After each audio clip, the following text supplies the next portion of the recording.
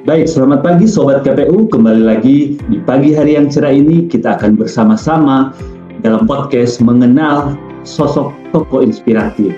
Baik, saat ini di pagi hari ini telah hadir bersama saya lewat online Zoom rekan-rekan ASN dari Provinsi Sulawesi Utara yang hebat dan luar biasa. Nah, dan saat ini kami akan bersama-sama membedah, mengulas tentang tokoh inspiratif. Nah, sebelum kita melihat siapa tokoh inspiratif yang akan kita bahas di pagi hari ini, mari kita berkenalan dengan satu persatu narasumber kita. Oke, yang pertama ada Pak Edo. Silakan Pak Edo. Terima kasih. Halo teman-teman semua, perkenalkan nama saya Edo Puturai dari Satuan Kerja KPU Kota Mobagu, Subbagian Perencanaan Data dan Informasi. Sekian perkenalan singkat saya. Terima kasih. Terima kasih Pak Edo. Selanjutnya ada Pak Adi.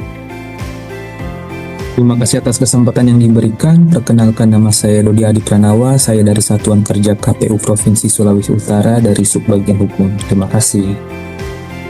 Terima kasih Pak Adi. Selanjutnya ada Ibu Devita. Halo semua, perkenalkan nama saya Devita Munaimbala. Saya dari KPU Minahasa Selatan, dari Subbagian Sosdikli, Parmas, dan SDM.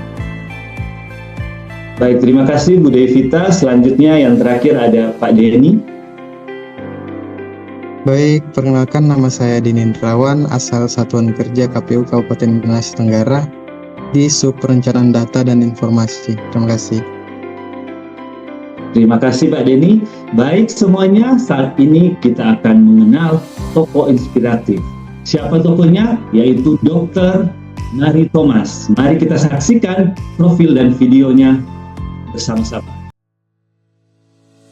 Di masa ketika perempuan jarang mendapatkan kesempatan pendidikan tinggi, lahirlah seorang tokoh yang membuka jalan bagi perempuan Indonesia di dunia kedokteran.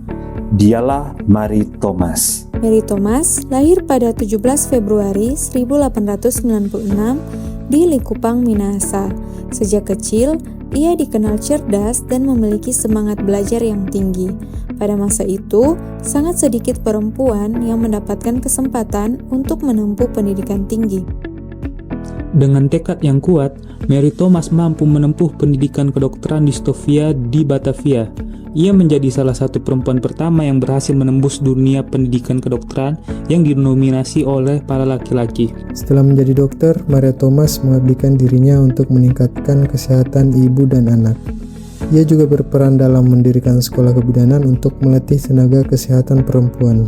Perjuangan Mary Thomas membuka jalan bagi perempuan Indonesia untuk berkiprah di dunia medis. Semangatnya menjadi inspirasi bahwa pendidikan dan pengabdian dapat membawa perubahan bagi masyarakat. Mary Thomas dikenal memiliki semangat pelayanan yang tinggi. Ia mendedikasikan dirinya untuk membantu masyarakat yang membutuhkan layanan kesehatan, khususnya perempuan yang pada masa itu masih memiliki keterbatasan akses terhadap layanan medis. Dalam menjalankan profesinya, Mary Thomas bekerja secara profesional dan bertanggung jawab. Ia menjalankan tugas sebagai dokter dengan penuh integritas serta memastikan setiap tindakan medis dilakukan secara tepat dan dapat dipertanggungjawabkan. Untuk menjadi dokter pada masa itu bukanlah hal yang mudah, terlebih bagi seorang perempuan. Namun, melalui kerja keras dan semangat belajar yang tinggi, Mary Thomas berhasil membuktikan bahwa kompetensi dan profesionalisme merupakan kunci dalam memberikan pelayanan terbaik kepada masyarakat. Dalam pekerjaannya, ia juga dikenal mampu membangun hubungan yang baik dengan masyarakat serta rekan kerjanya. Sikap saling menghargai dan kepedulian terhadap sesama menjadi bagian penting dari pengabdiannya. Mary Thomas menunjukkan sikap loyal melalui dedikasinya sebagai dokter yang mengabdikan diri untuk melayani masyarakat, khususnya perempuan dan anak.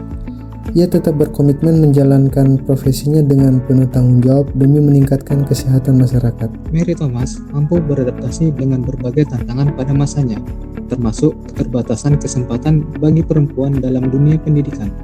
Dengan tekad dan semangat belajar, ia berhasil menempuh pendidikan kedokteran dan membuktikan bahwa perempuan mampu berkontribusi di bidang profesional. Dalam menjalankan tugasnya sebagai dokter, Mary Thomas juga bekerja sama dengan tenaga medis lainnya serta menjalin hubungan baik dengan masyarakat. Melalui kerjasama tersebut, pelayanan kesehatan dapat berjalan lebih efektif dan memberikan manfaat yang lebih luas. Dr. Maria Emilia Thomas, wanita Indonesia pertama yang menjadi dokter.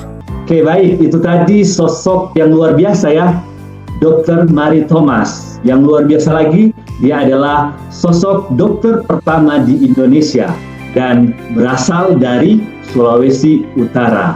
Nah, saat ini mari kita dengarkan ulasan dari teman-teman ASN yang luar biasa ini untuk memberikan pandangan dari sosok Dr. Mary Thomas ini. Yang pertama, mari kita undang untuk berpendapat Pak Edo, silakan. Terima kasih atas kesempatannya.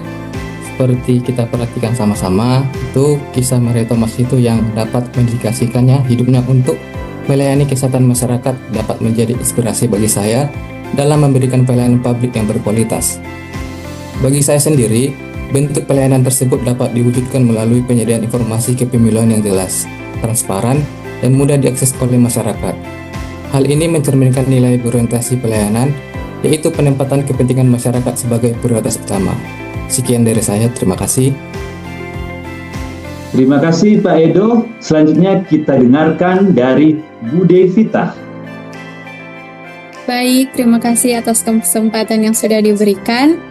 Dari kisah Mary Thomas yang sudah kita lihat tadi, menurut pendapat saya, kisah ini memberikan pelajaran bahwa dalam menjalankan profesi, kita itu harus memiliki rasa tanggung jawab dan mampu menjaga kepercayaan masyarakat.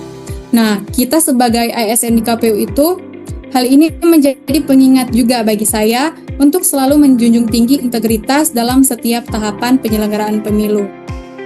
Sikap tersebut juga sejalan dengan nilai akuntabel, yaitu bekerja secara jujur, transparan, dan setiap pekerjaan dapat kita pertanggungjawabkan kepada publik. Demikian, Pak. Terima kasih Bu Devita. Selanjutnya mari kita dengar dari Pak Denny. Baik, terima kasih. Bagi saya, perjalanan pendidikan Maria Thomas menunjukkan bahwa kompetensi merupakan hasil dari proses belajar yang berkelanjutan. Sebagai ASN KPU, hal ini menjadi pengingat bahwa peningkatan kapasitas diri sangat penting, terutama dalam memahami regulasi kepemiluan, pengelolaan data, serta pemanfaatan teknologi dalam penyelenggaraan pemilu. Hal ini mencerminkan nilai kompeten. Terima kasih. Terima kasih Pak Denny. Selanjutnya mari kita dengarkan ulasan dari Pak Adi. Terima kasih atas kesempatan yang diberikan. Bagi saya, ketika melihat video yang sangat menginspirasi tadi, yaitu didapatkan kemampuan beradaptasi dengan tantangan dari sosok Mary Thomas ini. Nah, Mary Thomas ini kan mampu menghadapi berbagai tantangan sosial pada masanya, termasuk keterbatasan kesempatan bagi perempuan dalam dunia pendidikan. Kisah ini memberikan pelajaran bagi saya sendiri untuk memiliki sikap adaptif dalam menghadapi perubahan sistem kerja, perkembangan teknologi, serta dinamika penyelenggaraan pemilu. Nilai ini nantinya yang akan mencerminkan sikap adaptif untuk para pegawai, khususnya untuk para pegawai KPU nantinya. Terima kasih. Terima kasih Pak Adi. Dan selanjutnya kalau dari saya dalam melihat profil dan video tadi, dalam menjalankan profesinya, Dr. Mary Thomas juga bekerja bersama tenaga medis lainnya untuk memberikan pelayanan kesehatan yang lebih baik. Hal ini juga menunjukkan bahwa keberhasilan sebuah pelayanan tidak dapat dicapai secara individu. Bagi saya, sebagai seorang ASN di KPU, kerjasama antar bagian maupun dengan berbagai pemangku kepentingan itu sangat penting untuk memastikan seluruh tahapan pemilu dapat berjalan dengan baik. Hal ini mencerminkan nilai kolaboratif. Oke, baik, itu tadi ulasan-ulasan dari para ASN yang hebat dan luar biasa tentang sosok tokoh Mary Thomas. Mari kita berusaha semuanya bersemangat supaya para ASN juga bisa memiliki nilai-nilai berakhlak. Oke, sekian podcast kita pagi hari ini dengan mengenal sosok yang inspiratif. Semoga sosok Dr. Mary Thomas bisa menginspirasi kita dan membuat kita semua lebih semangat bekerja. Sekian podcast kita hari ini. Selamat pagi dan terima kasih. Terima kasih. Terima kasih.